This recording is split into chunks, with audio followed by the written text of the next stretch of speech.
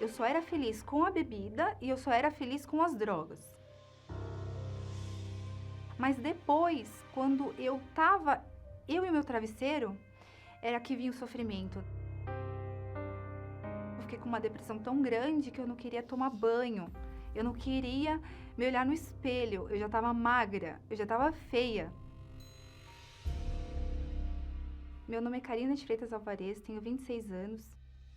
E na minha infância, tinha muita briga na minha casa entre os meus pais, né? Porque meu pai, ele bebia bastante, a minha mãe também bebia, então fumava, né? Então eles acabavam brigando muito e com 5 anos de idade eles acabaram terminando, né?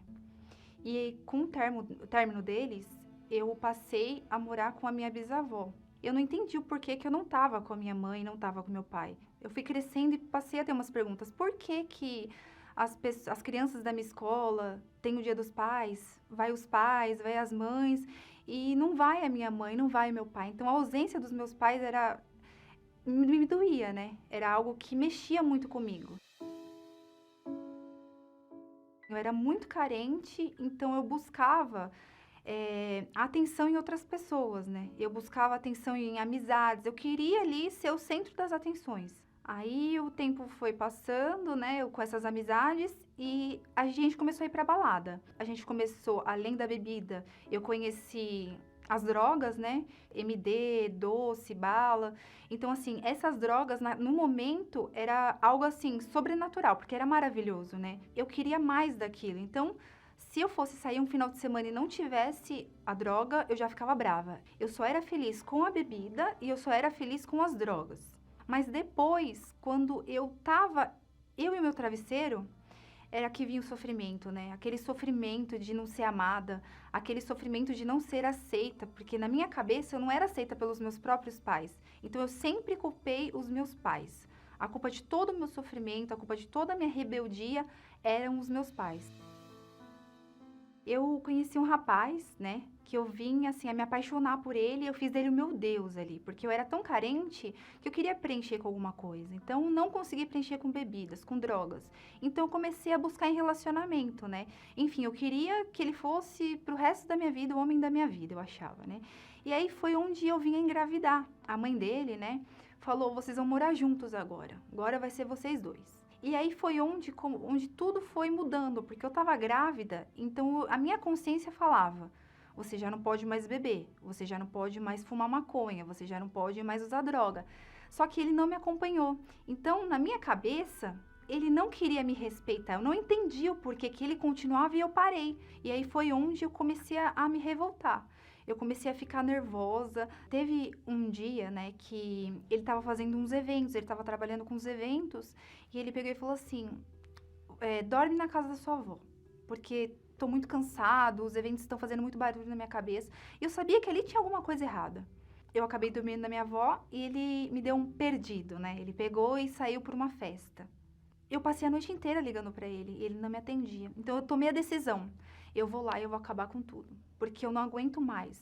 Eu não aguento mais ficar em casa cuidando da minha filha, cuidando das coisas dele, fazendo papel de mulher e ele nem aí pra mim, ele só querendo sair.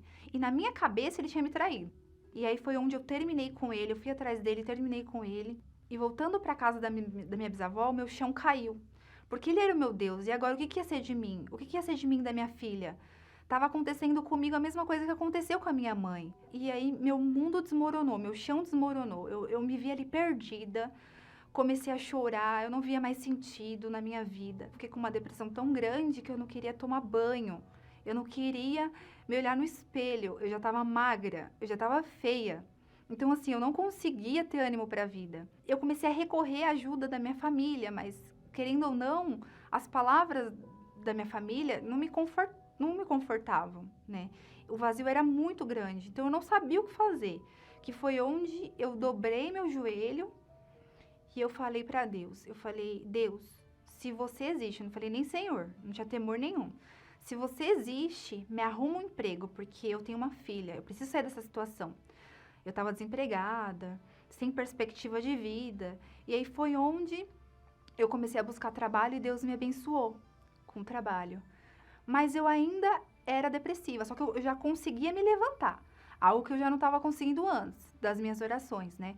Quando eu comecei a falar com Deus, foi onde ele me deu uma direção, né? Que ele conseguiu me levantar assim, mas eu ainda tinha aquele vazio, ainda tinha aquela tristeza, o medo do amanhã. E agora, o que vai ser de mim? Então, na rua do meu emprego, eu passava em frente à Igreja Universal. Todos os dias eu passava em frente à Igreja Universal. E eu nem sabia o que era uma Igreja Universal. E algo dentro de mim falava: entra. Aí eu comecei a analisar na porta os horários. Aí eu vi que batia certinho os horários com o intervalo do meu trabalho. E aí chegou uma sexta-feira que eu entrei. Eu tava ali, eu não tinha mais nada a perder. Então eu falei: eu vou crer. O pastor, ele falou: receba a paz. Aí foi onde eu recebi a paz que eu busquei a minha vida inteira. Eu busquei a minha vida inteira em bebida, eu busquei a minha vida inteira em balada, em relacionamento. Eu tive uma paz que eu nunca tive na minha vida, em um único dia que eu entrei na Igreja Universal. Então eu saí da igreja toda feliz, com um sorriso no rosto. Então eu comecei a ir mais para a igreja, eu comecei a entender que ali era um homem de Deus falando comigo, porque tudo que o pastor falava vinha de encontro à minha vida. Então assim, meu processo de entrega para Deus foi muito rápido, porque ali eu queria uma nova vida. No começo é difícil de você entender a Bíblia. Você abre a Bíblia, parece ser uma história, mas se você insistir, o próprio Deus vai falar com você, né? Então eu tive essa fé. Eu falava: Deus, fala comigo. Eu comecei a ser dizimista, porque no início eu tinha, querendo ou não, apego ao dinheiro. Foi onde eu comecei a falar com o pastor. Eu falei: pastor, eu sempre fui muito sincera. Eu falei: pastor, eu me sinto bem a reunião inteira, mas quando fala do dízimo eu não gosto não. Aí o pastor olhou pra mim e falou assim: então faz uma prova com Deus. Você não é obrigada, mas se não acontecer nada, então você não seja mais dizimista. Mas se acontecer, se algo mudar, se o devorador sair da sua vida, aí você me procura e vem falar comigo. E aí foi onde eu falei: eu vou fazer esse propósito com Deus. Então eu comecei a ser dizimista. Minha vida, ela era toda amarrada. Eu não progredia com nada, com nada. Minha vida era toda amarrada. Eu tinha cartão de crédito, nome sujo, dívida, não tinha terminado a escola. Minha vida, ela era toda amarrada, toda amarrada. Quando eu passei a ser dizimista, as coisas começaram a ser abençoadas na minha vida. Qualquer coisa que eu fizesse, Deus me abençoava. Aí eu comecei a pensar: como Deus é maravilhoso. Então não me restava mais dúvida de nada. Eu já tinha me batizado nas águas. Eu já estava ali entendendo o que Deus queria que eu mudasse. Eu já estava ouvindo a voz de Deus na palavra, né? Então, eu precisava receber o Espírito Santo. Foi onde me veio a oportunidade da Fogueira Santa. Porque ali, eu pensei comigo: eu vou entregar o meu tudo para o Senhor. Eu vou entregar o meu tudo. O que o Senhor quer que eu entregue para o Senhor? E aí Deus foi me falando: é para você entregar para mim a mágoa que você tem dos seus pais. E foi algo difícil, porque tudo que acontecia na minha vida de errado, eu culpava eles. Era algo assim tão, tão ruim, que eu não conseguia chegar perto da minha mãe. E aí foi onde eu entreguei os meus pais. E aí Deus falou: não é só isso não. Você vai entregar essa esperança, esse apego que você ainda tem pelo pai da sua filha. E aí eu falei: Senhor, eu não tenho nada a perder, eu não quero mais essa vida pra mim. Então eu vou entregar ele também. E também o apego ao dinheiro. E Deus falou: é isso, você tem apego ao dinheiro, então é isso que eu tô te pedindo. Quando chegou o dia da Fogueira Santa, eu tava tão envolvida, assim, com tanta certeza que eu não parava de chorar. Nem eu acreditava que eu ia fazer aquilo. Ia ser loucura pra mim. Eu com uma filha, não sabia meu dia de amanhã. Então eu falei: eu vou. Só tava esperando o momento. O pastor orando, falando, eu tava esperando o momento. Quando eu pisei o pé no altar, veio a confirmação, veio o selo de Deus, aquele fogo. E Deus falando: eu sou contigo. E naquele momento eu fui consumida pelo Espírito Santo. E eu não parava de chorar. O pastor continuava falando, mas eu queria falar para todo mundo ali. Eu queria falar para as obreiras, eu queria falar para a esposa que me acompanhou, eu queria sair da igreja, eu queria ganhar almas. E ali eu entendi o porquê que eu era vazia, né?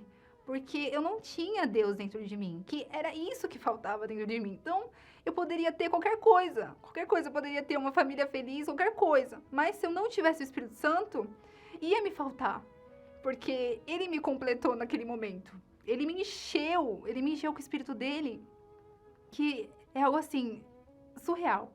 É maravilhoso.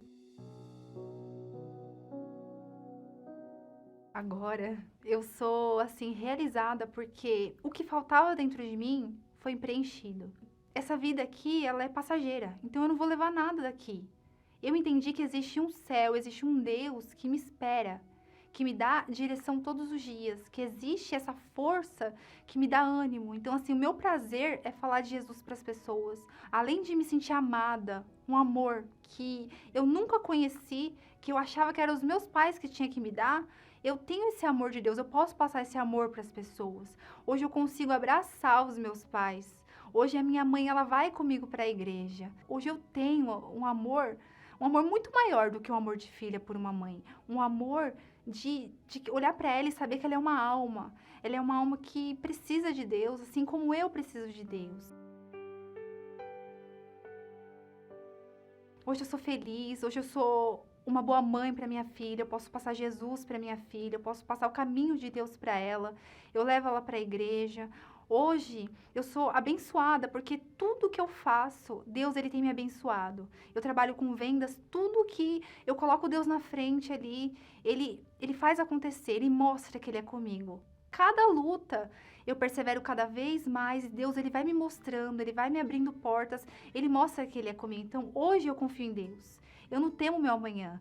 É igual o Bispo Macedo fala, né? Que a gente deve pedir o pão nosso de cada dia. E é isso que eu peço para Deus, o pão nosso de cada dia, porque eu sei que o amanhã ele proverá.